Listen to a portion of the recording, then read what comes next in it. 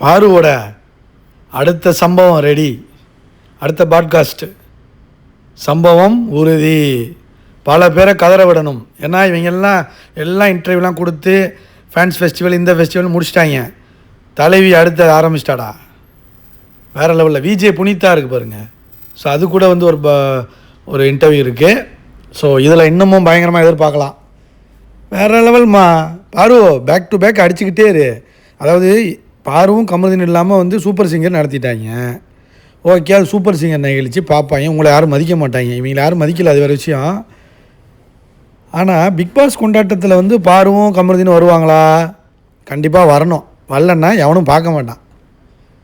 ஏன்னா கானாவினத்தோட 2 சாங் இருக்கும். அப்புறம் கானாவினத்துக்கும் திவாகருக்கும் 2 சண்டை இருக்கும். இந்த மொழியாக இருக்கான், திருட்டு பையன் இருக்கான் பாருங்க. யார்? இந்த பிரவீன் ராஜா, பிரகாஷ்ராஜ். அவன் ஏதாச்சும் வன்மத்தை கக்குவான். அப்புறம் கலை ஏதாச்சும் பரதநாட்டியம் இந்த மாதிரி ஏதாச்சும் குச்சிப்புடி இந்த மாதிரி ஏதாச்சும் ஒரு டான்ஸ் ஆடுவான். திவ்யா வந்து மொக்க போடும். அதாவது நான் அப்படி நான் கரெக்டாக தான் பேசுகிறேன் தெரியுமா அப்படிங்கும். அப்புறம் விக்ரம் வந்து அவங்க டீமெல்லாம் அழைச்சி கொண்டாந்து வச்சுக்கிட்டு ஏதாச்சும் ஏதோ பண்ணுறேன்ட்டு ஒரு காமெடிங்கிற பேரில் என்னத்தை கக்குவான்னு உங்களுக்கே தெரியும். ஸோ பிபி கொண்டாட்டத்துக்காச்சும் பார்ப்போம். பாரு கமருதீன் வர்றாங்களா? இன்னும் நியூஸ் வரல. பிபி கொண்டாட்டத்தை பற்றியே இன்னும் எந்த நியூஸும் வரலங்க. கேட்டுக்கிட்டு இருந்தீங்க கமெண்ட்ஸில் நிறைய பேர். ஸோ நியூஸ் வந்தோன்னே நம்ம இது பண்ணிடுவோம்.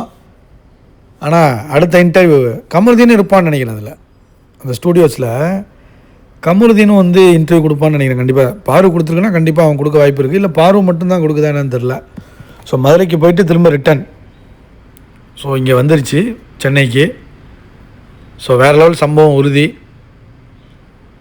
வச்சு செய்யலாம்னு நினைக்கிறேன். மேபி பிடி வாயை வச்சு கிளிக்க போகுதுங்கிறது மட்டும் ஓரளவு உறுதியாகிடுச்சு. So Vinod okay. மற்ற யார்? விக்ரமுக்கு ஒரு கிளி இருக்குது. அப்புறம் ஆனியன் ஸ்டாருக்கும் 2 கிளி கன்ஃபார்மாக இருக்கும். அப்புறம் இந்த சாண்ட்ரா ஃபேமிலி கொஞ்சம் பார்வை பற்றி எதுவும் அவங்க ரொம்ப அதிகமாக பேசலை அவங்க. ஸோ அதுக்கும் ஏதாச்சும் ஒரு கிளி இருக்க வாய்ப்பு இருக்குது. வேறு யாரும் இல்லைங்க. இவங்களே ஒரு மிச்சர் கண்டஸ்டன்ஸ் தான். வெளியில் வந்து பேசிக்கிட்டு இருக்காங்க. உள்ளே பேசுகிறதுக்கு துப்பு இல்லை. எல்லோரும் ஓட விட்டால பாரு. அந்த வன்மம் இருக்கத்தானே செய்யும். என்ன அடி திருப்பி மாற்றி அடின்னு அடித்தால இன்னும் அதுலேருந்தே வெளில வந்திருக்க மாட்டாங்க. வெளியில் வந்து பார்த்துட்டு பாதி பேர் இன்னும் அதை விட்டு வெளில வரல. இந்த சபரியோட பர்த்டே ஏதோ ஒரு காமெடி பண்ணிக்கிட்டு இருந்தாங்க. மற்றபடி வந்து எவனும் வெளியே வந்திருக்க மாட்டாங்க. பலூனக்காலாம் இன்னும் மூஞ்சிலே தெரியுது. லைக் பண்ணுங்கள், கமெண்ட் பண்ணுங்கள்.